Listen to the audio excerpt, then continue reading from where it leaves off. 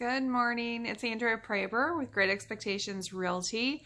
It is going to be a great day. I have my cell phone today. I have my selfie stick. So I'm just all sorts of happy because I have everything I need to do a video without strange things happening. So anyway, let's see. I asked day before yesterday. I didn't do a video yesterday. It was Wednesday. We have team meetings and all sorts of stuff. So I didn't get a video out yesterday. But on Tuesday, I asked for questions or suggestions from people that are watching to see, what you guys are interested in. So one of the only responses I got back so far was that you were interested in Ocala itself. You wanted to know, I believe it was that, a lot of older people live here and there's not much stuff to do, or I guess it was kind of a question. So I have actually heard that a few times from people in other areas because they know of like the villages. And we do have a few 55 plus communities up here as well that are pretty well known and they advertise like crazy. But that's a very, very small, like really small portion of Ocala and Marion County. The villages is actually on the border of 3 counties. So we only have like a little tiny tip of Marion County that's part of the villages itself.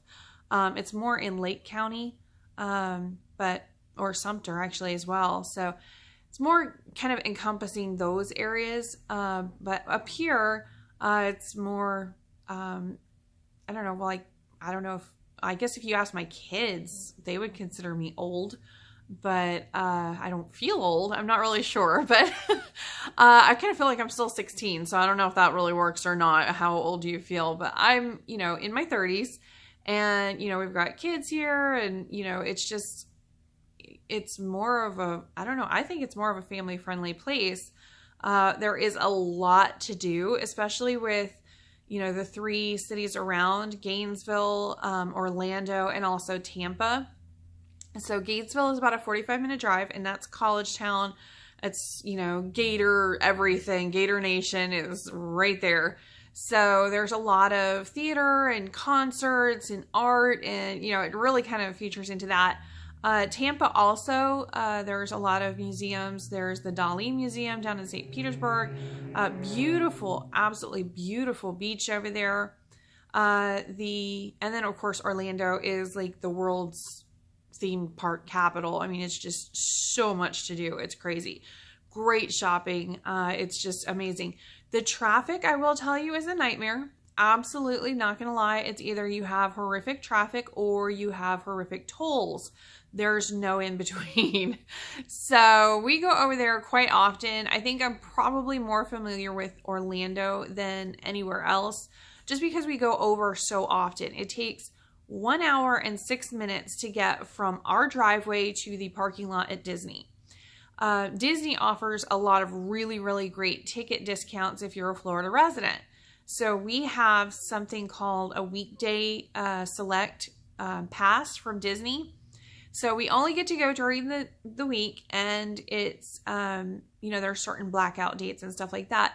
But it's kind of funny because all the days that we can't go are days we don't really want to go.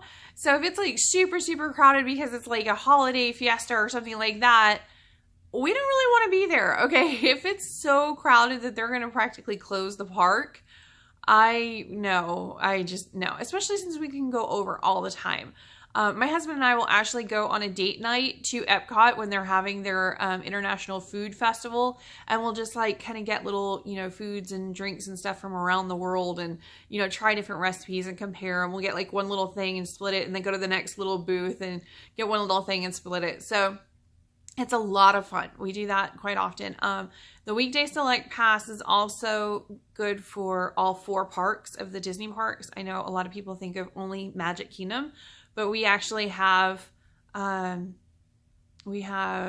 Kingdom, and I'm sorry, I'm always going to think of it as MGM, but it's actually, Hollywood Studios or whatever it's called now.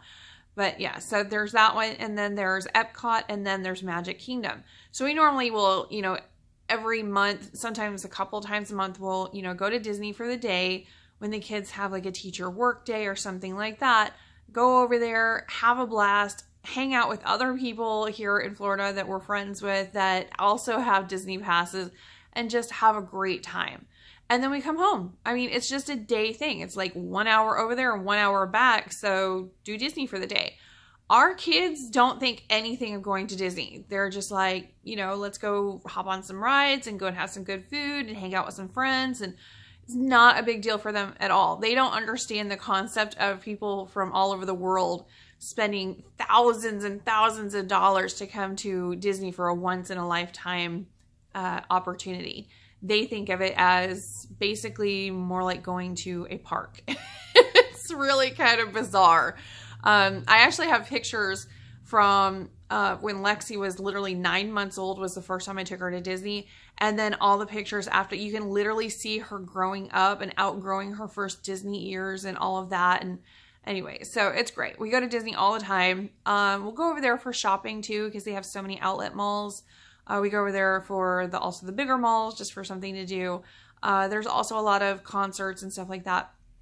Normally for concerts, we end up going to the Straz Theater down in Tampa. And also for a lot of Michael, our son's, he does choir singing and stuff like that at school. He plays the cello, he plays keyboard and stuff.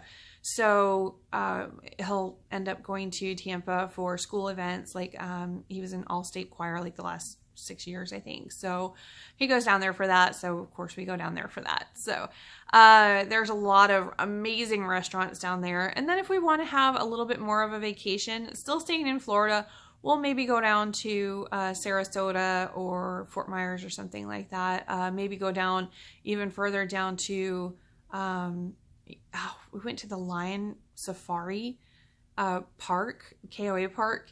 It's kind of down by Fort Lauderdale, I guess. I forget that's this weird name, Loxahatchee or something. I don't know. Anyway, so we went down there and you can actually hear the lions roar because you can hear them for up to 5 miles away and the park is like right next to you. So it was kind of creepy at like 4 o'clock in the morning. All of a sudden you heard these loud just lion roars and like wake you up. And you're like, oh my goodness, it's just outside the tent. And no, it was like half a mile away, but it literally sounded like they were right next to you. Totally crazy. So, I mean, there's a lot of really amazing stuff to do as a family here. We constantly have something to do, somewhere to go. It is crazy how much stuff to do there is. Here in Ocala, there's also a lot of activities right in Ocala itself.